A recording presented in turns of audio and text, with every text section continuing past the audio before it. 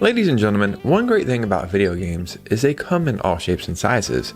There is a video game for every kind of mood. Sometimes you just want to play for 15 minutes, sometimes for a few hours, or sometimes for over 100 hours. And the cool thing is we can take those massive adventures on the go. With the Switch 2, we have a bunch of games that you can put over 100 hours in easy. So that's what we're talking about today. So there's no bad time to sink a bunch of hours into a game, but this time of the year where it's cold and kind of gloomy, you just want to lay in the bed or lay on the couch and sink a million hours into a game, and with the Switch 2, you can do that. So we're going to talk about 10 games you can easily put over 100 hours in, and the only caveat is these are all games that have official Switch 2 editions. So before we get started, if you could hit a like and subscribe. We are like 100 subscribers away from 24,000. That is crazy. And follow me on Instagram and Twitter so we can keep our amazing communities growing. And let's go ahead and get right into this video.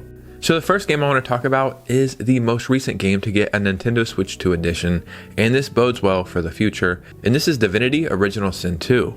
The divine is dead, the void approaches, and the powers lying dormant with you are soon to awaken. Choose a role in an award-winning story, and explore a world that reacts to who you are and the choices you make. With 5 races to choose from, and an adventure playable solo, or as a party up to 4, lay waste to an impressive order in a world afraid of magic. So this is from Larian Studios, and you might have heard of them before because this is the same studios that made Baldur's Gate 3. So the fact that we have a Switch 2 edition of this means they have a dev kit, and which means we're probably going to get Baldur's Gate 3 in the future on the Switch 2, and that's a game you could easily put 1,000 hours into. But we're talking about Divinity Original Sin 2. This game is fantastic. I think it is going to be an underrated gem because maybe not everybody thinks these games are for them, and to be honest, it's not for everybody. But if you can sink some time into it and give it a chance, this is a game you could easily put over 100 hours into, and the entire 100 plus hours, you're going to enjoy every second. And I think they just announced a brand new Divinity game at the Game Awards, which is going to be their most ambitious game yet. So this is a great time to jump into this one. So I'm going to mention these two together, even though they're two separate games. They're one and the same, if that makes sense. And that is Breath of the Wild and Tears of the Kingdom. We're going on almost 10 years since Breath of the Wild has been released. That sounds crazy, but even if you were to play it today for the very first time, especially on the Switch 2, you would feel like it's a game that came out today or a game that came out in the future because it holds up so well and it does so many things just right, and it set the ground for so many games to follow. And I'm not saying it's the most groundbreaking game of all time. I'm actually one of the people who think Breath of the Wild is a tad bit overrated, but it's still one of my favorite games of all time. I've beat it 3 times, and every single time I play it, I find stuff that I never found before. It is a definition of putting over 100 hours into a game, and those 100 hours are going to fly by. Now, Tears of the Kingdom was a game that I beat on the Switch, and I think I beat it in 80 hours, and honestly, I just didn't get that invested into it. I've said it before, I don't know if it's the new hardware that gave me rose-tinted glasses or whatever the reason, but playing the Switch 2 edition, obviously on my Switch 2, I seen the game in a brand new light, and I actually just beat it for the second time a couple days ago, and that's what inspired this video. But I put over 120 hours into it, and I could easily put another 150 hours into it, and I still don't think I would find all the secrets and side quests and the Korok seeds, and I still have like 40 shrines to find, and then you have all like the crafting and building. And if Breath of the Wild is a game you could easily put 100 plus hours in, Tears of the Kingdom is a game you could easily put 200 hours in.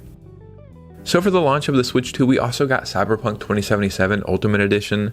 Again, Cyberpunk is one of my favorite games I have ever played. I beat it on the PS5 with a DLC, and I'm currently playing through the DLC on my Switch 2 right now. When I beat the game and the DLC on the PS5, I think I beat it in around 85 or 90 hours. Right now on my Switch 2, I'm over 100 hours in, and I still have multiple side quests and multiple little storylines and more DLC to beat. And then, you could play the game again and get a whole new storyline and play the game as a different character or have a different background. This is my second time beating the game, but I've heard of multiple people playing this game 5 different times, putting over 500 hours into it, and still finding new stuff to do. And it is one of the most impressive portable games you could possibly play. So a game I feel like is kind of going under the radar on the Switch 2, at least the official Switch 2 version, is Sonic Racing Crossworlds. We got an open beta or open playtest or whatever on the Switch. Then the game actually launched on the Switch. Now we have the official Nintendo Switch 2 edition, and it is one of my favorite racing games I have ever played, and one of the best Switch 2 games we have entirely. I haven't put too many hours into this on my Switch 2 yet because I have a Switch Lite that has a separate account where I was playing the Switch version over there. But the Switch 2 edition is incredible. It looks amazing. It runs amazing. The performance is just light years ahead of the Switch version. I think the Switch version is fine, but the Switch 2 edition really shines. And I just think this is such a solid arcade racing game. Crossworlds is in the title, and that's essentially the gimmick of the game, if you will, where you're racing on one track and then you transport to another track. And the IP mashup is great. I like all these characters, and I think they just fit really well together. So if you get a chance to play this one, definitely check it out. It is a Sega game, so this will probably start going on sale the beginning of next year or something. So you have to wait a little bit. That's okay, but definitely check this one out if you get a chance. So I'm not going to be petty and mention Sonic Racing Crossworlds without mentioning Mario Kart World. But if I would have made this video a few weeks ago, I might have done just that. But since then, Nintendo has came with multiple massive Mario Kart World updates, and I think the game is really finding its stride now. I don't understand Nintendo's decision making. I don't understand why they launched the game the way they did, because they had over a damn decade since the last Mario Kart game. But, you know, it is what it is.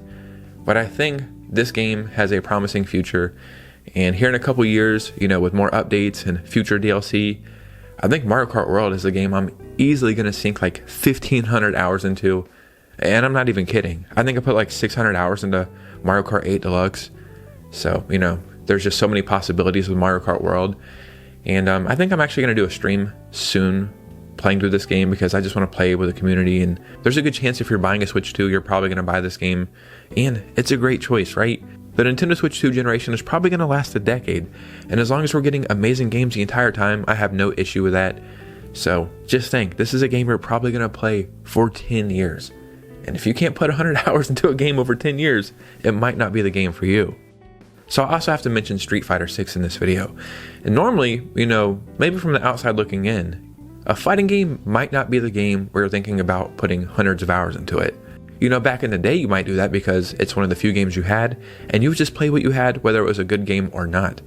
But now, modern fighting games, not only are they amazing, but a big aspect of them is playing in tournaments or playing ranked online.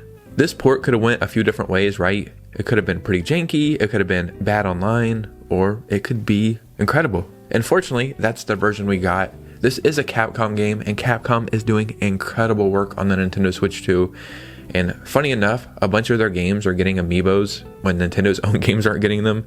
It's a little side fact, but Capcom and Nintendo are doing great work this generation.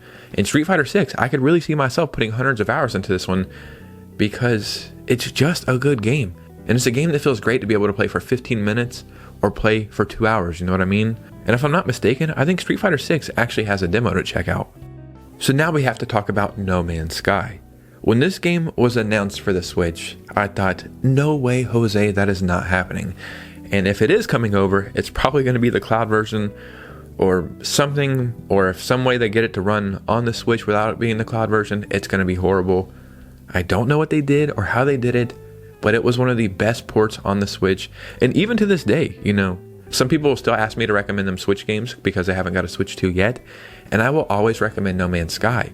This is a definition of a game you could play for over 1,000 hours easily, and by design, you will never do the same things twice. You will never find the same planets twice.